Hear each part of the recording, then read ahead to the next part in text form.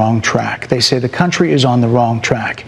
If it's on the wrong track, that track follows 3.5 years of you being vice president and President Biden being president.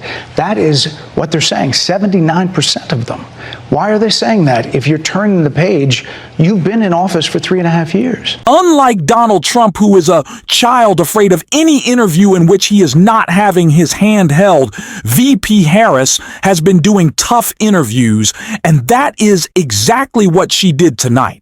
A much anticipated interview with Bret Baier on Fox on Special Report, in which VP Harris didn't just set the record straight for an audience that only hears lies about her, but she shut down the lies of Bret Baier, who of course some may say is a good regular journalist by Fox News standard. He was just simply asking gotcha questions tonight and taking a lot of what Donald Trump has said out of context to benefit him, and a lot of what Kamala Harris has said out of context to hurt her. But VP Harris wasn't having any of it much, like she has been in this entire campaign. She has been focused on the future and focused on talking about the issues that matter most to the American people. And when Bret Baier tried to stop her from doing so, she shut him up, silenced him on his own show, left him embarrassed, and left the audience more educated than before, because that's what VP Harris does. And that is why she is such an incredible leader.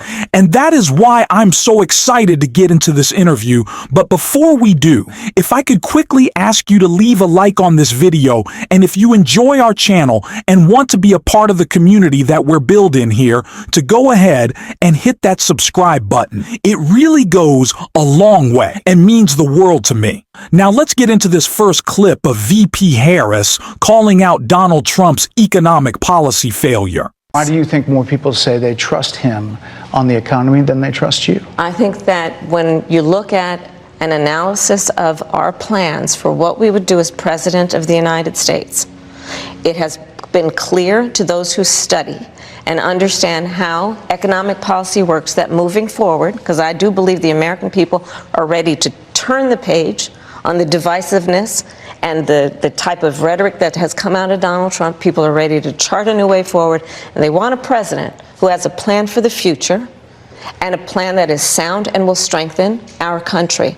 My plan for the economy does exactly that. His plan would be, again, to give tax cuts to billionaires and the biggest corporations in our country and blow up our deficit. I'm going to go ahead and say what VP Harris can't, because she's running for president. If you think Donald Trump is better on the economy than President Biden is, or VP Harris will be, then yes, you are stupid unless you're a billionaire who's receiving giant tax cuts from Donald Trump. But even in that case, the damage and destruction that Donald Trump will do to our economy, like he has in the past, will also negatively impact you. That is why there are so many institutions, economic institutions, billionaires, and Fortune 500 CEOs coming out and saying that Vice President Harris is good for business, Donald Trump bad for business. And I know Harris can't say that directly, but of course she is talking about her economic vision. But what she should and can and did say in a clear voice was how unstable Donald Trump is, because the Fox audience, they never see it, but they need to know it. Let's check that out right here. Wrong track. They say the country is on the wrong track. If it's on the wrong track, that track follows 3.5 years of you being vice president and President Biden being president. That is what they're saying, 79% of them. Why are they saying that? If you're turning the page, you've been in office for 3.5 years. And Donald Trump has been running for office. But you've been the person holding the office. Come on.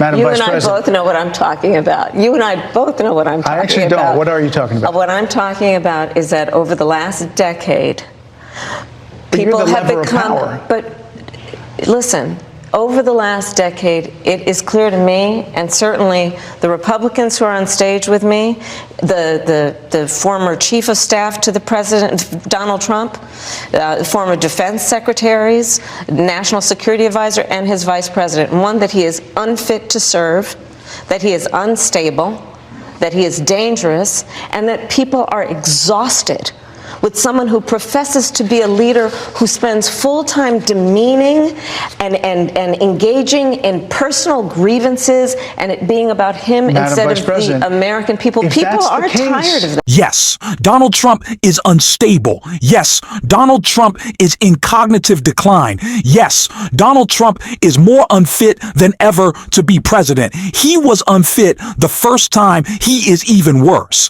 Now, that is why, like VP Harris said, there are so many Republicans supporting her. That is why there are so many former Trump officials supporting her.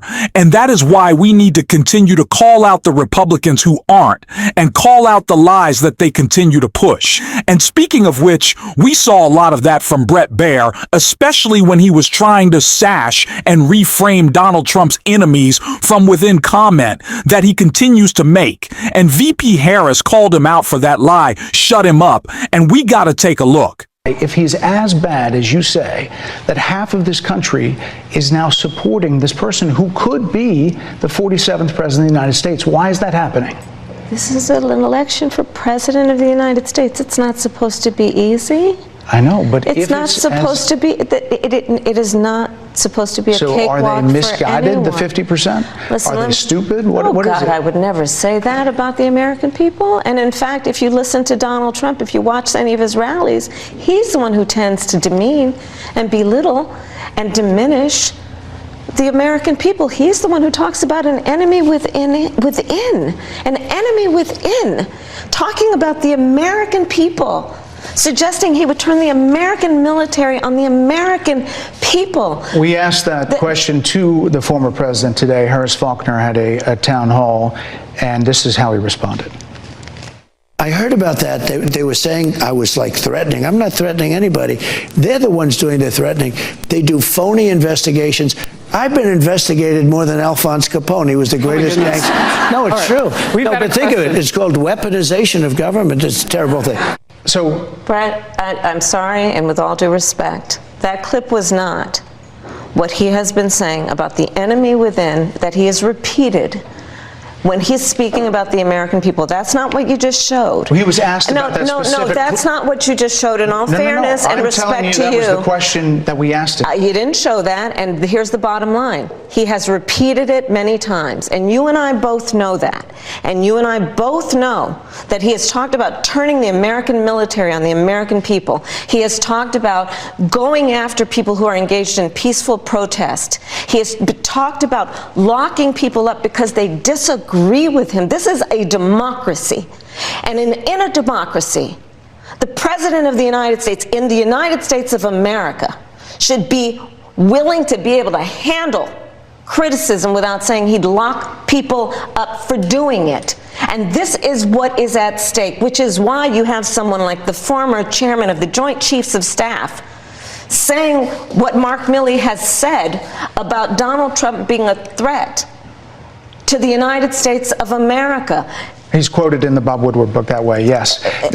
It is no surprise that Fox, as the Fox propaganda, the network that they are, that they're trying to sandwash Donald Trump's comments about attacking the enemy from within. And we have covered this so much on the show because it's simply so cowardly and so sad to see all these Republicans try to cover up for Trump. And what Fox didn't play there, and what VP Harris is talking about, is how although there's tons of Republicans, Glenn Younan clearly, Bret Baier, many others who were saying no, that's not what Donald Trump meant. Of course, he doesn't mean that he wants to attack Democrats. What Donald Trump said to is, yes, he does want to go after Democrats. He does want to go after Adam Schiff because he is insane. He is AG grieved and he is out of control and needs to be stopped. And so I'm so glad VP Harris shut Bret Baier up there, and he also shut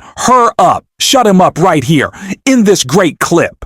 This is a time when voters, especially here in Pennsylvania, are inundated with commercials and ads. They just want it to stop because it's every commercial. But many of them add noise, but a few of them seem to break through. This particular one from the Trump campaign has gotten a lot of attention. Kamala supports taxpayer-funded sex changes for prisoners. Surgery. For prisoners. For prisoners. Every transgender inmate in the prison system would have access. So are you still in support of using taxpayer dollars to help prison inmates or detained illegal aliens to transition to another gender? I will follow the law, and it's a law that Donald Trump actually followed.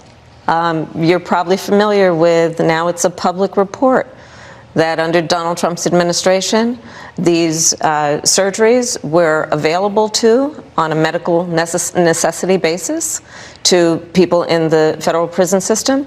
And I think, frankly, that ad from the Trump campaign is a little bit of like throwing stones when you're living in a glass house. The Trump aides say that he never advocated for that prison policy and no gender transition surgeries you know what, you got to take responsible for what happened in your administration. Yeah, no surgeries happened in this presidency. It's in black and white. Would you still advocate for using taxpayer dollars for gender reassessment surgeries? I will follow the law, just as I think Donald Trump would say he did. You would have a say as president. Like I said, I think he spent $20 million on those ads trying to create a sense of fear in the voters because he actually has no plan in this election that is about focusing on the needs of the American people. Whereas, at $20 million on that ad, on an issue that, as it relates to the biggest issues that affect the American people, it's really quite remote. And again, his policy was no different. Look at where we are, though. They say on plans for the American people, I'm offering a plan to deal with affordable housing. I'm offering a plan to deal with what we need to do to strengthen small businesses, which are the backbone of America's economy. I am offering a plan that is about taking care of young parents and giving them the support they need. My plans for the economy will strengthen the economy, as have been reviewed by 16 Nobel laureates, Goldman Sachs, Moody's, and recently the Wall Street Journal, which have all studied our plans and have indicated my plans for our economy would strengthen our economy, his would make them weaker, would ignite inflation and invite a recession by the middle of next year. Those are the facts. Why do you think more people say VP Harris is so on not only just calling out Donald Trump, but clearly taking a jab at Fox. Donald Trump doesn't have a plan much. Like, Fox doesn't have any substance to discuss, or they do. They could be journalists. It is supposedly the title of their network to be the news they never are. But all they can do is use fear and anger and conspiracies to distract people from the truth. And that's what Donald Trump's transphobic ads are all about, is just distracting people from the truth, distracting people from the truth of his cognitive decline, distracting people from the truth of his failed presidency, and distracting them for the truth that Vice President Harris is not only better for business, better for democracy, better for our infrastructure, better for, what else do I need to say? She's a better candidate. She always has been, and she will be a better president. And that's what we need to focus on. Focus on the substance. And also focus on the substance of the terrible things Donald Trump has done in the past, which is exactly what VP Harris called out right here. Is unyielding and unwavering. Critics just say that you either relaxed or failed to enforce sanctions on Iran, allowing all of this money to flow into Iran, like billions. Let's go back to Donald Trump, who pulled out of a deal that would have actually put Iran in check. The estimates in billions. It was during Donald Trump's that administration that Iran regime that we had an American military base that was attacked, where American soldiers suffered traumatic brain injuries, and Donald Trump dismissed them as headaches, not to mention how Donald Trump has treated and talked about America's military and military service people, calling them suckers and losers, Hamas, has diminished the significance. We're talking over each other. I apologize. I would like that we would have a conversation that is grounded in full assessment of the facts, which includes, I think this interview is supposed to be about the choices that your viewers should be presented about this election, and the contrast is important. Yes, ma'am. And on the subject of Iran, I am offering what should be an important contrast that is presented for folks to make a And there decision are that critics they who feel. look at what the administration did and say and think differently. Madam Vice President, they're wrapping me very. This is a guy who has constantly attacked our men and women in uniform, and Brett Baier is trying to defend that. He's trying to distract from that. Not a real journalist if you're doing that. If you don't want to talk about that truth, if you only want to talk about, your little bits of picked out sound bites from Donald Trump to make him look. Say is Brett Baier trying to audition to be Donald Trump's press secretary. I'm sorry to disappoint you, Brett. That job is going to be taken by Laura Loomer in the horrible scenario in which Donald Trump wins the presidency. So maybe stop being such a stow. But of course, VP Harris was there to shut it down. She is not afraid of the tough questions. She is not afraid of the tough battles. That is why she is such an incredible leader, and it's why she'll be such an incredible president. And we're going to keep talking about that on the show every single day if you want to support that. As always, you can hit that subscribe button, you can leave a like on this video, and if you're stuck around at the end, you can drop a blue heart in the comments. And until next time, I'll see you soon.